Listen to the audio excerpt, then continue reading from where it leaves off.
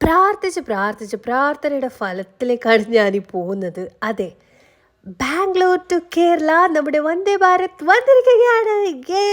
Bangalore to Kerala launch ചെയ്തിട്ട് ഇപ്പോൾ ഒരു 2-3 വീക്സേ ആയിട്ടുള്ളൂ. അപ്പോൾ തന്നെ കംപ്ലീറ്റ്ലി ടിക്കറ്റൊക്കെ ഫുള്ളായിരുന്നു. എന്നാലും ഇവരുടെ ഒരു ടൈം ഫെസിലിറ്റി ഭയങ്കര നല്ലതാണ്.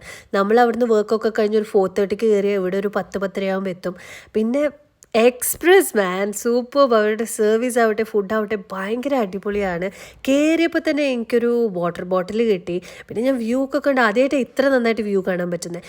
കയറിയപ്പോൾ വാട്ടർ ബോട്ടിൽ, പിന്നെ ഞാൻ ടീ ടൈമാണ് കയറിയത്. അപ്പോൾ തന്നെ ഒരു ചിക്കി, പിന്നെ ഒരു ഗിർണറിൻ്റെ ഒരു ചായപ്പൊടി, പിന്നെ ചായ അവർ കൊണ്ടുതരും ഒരു ഗ്ലാസ്സിൽ ചൂടുവെള്ളം, പിന്നെ രത്ലാമി സേവ്, പിന്നെ ഒരു വട.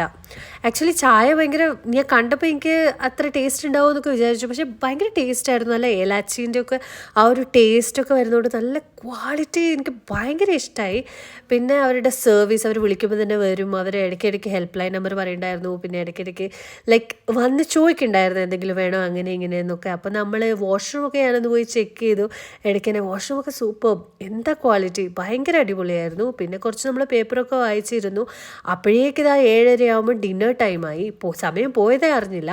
മിൽക്കി മിസ്റ്റിനൊരു കേട്, പിന്നെ ദാല്, റൈസ്, പിന്നെ ചപ്പാത്തി, ചിക്കനൊക്കെ നല്ല ടെൻഡർ മീറ്റായിരുന്നു. നല്ല എന്താ പറയുക, ബോൺലെസ് ആയിരുന്നു. അപ്പോൾ ഇത് കഴിക്കാനും ഭയങ്കര എളുപ്പമായിരുന്നു. പിന്നെ ഒരു മില്ലറ്റ് ലഡ്ഡു കിട്ടി. ആക്ച്വലി എനിക്ക് ഭയങ്കര ഇഷ്ടമായി. ഫുഡിൻ്റെ സർവീസ് ഒന്നും പറയാനില്ല, വൺ ക്വാളിറ്റി, സർവീസ് സൂപ്പർ. പിന്നെ സാലഡും ഉണ്ടായിരുന്നു കേട്ടോ, ഐ ഫോർഗോട്ട് ദാറ്റ്.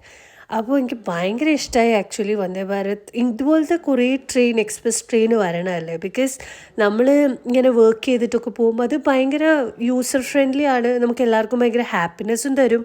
നമ്മുടെ നാട് നല്ലോണം വികസിക്കട്ടോ. കാരണം ഈ നരേന്ദ്രമോദിയെ പോലുള്ളൊക്കെ ലൈക്ക് പ്രൈം മിനിസ്റ്റർ, അത്രയും പവർഫുള്ളായിട്ടുള്ള പ്രൈം മിനിസ്റ്റർ ഉള്ളതുകൊണ്ടാണ് ഇങ്ങനത്തെ കുറേ വികസനങ്ങളൊക്കെ വരുന്നത്. ഇനി നാട് നന്നാവണമെങ്കിൽ അതൊക്കെ നമ്മുടെ കേരളത്തിലും വരേണ്ടി വരും അല്ലേ.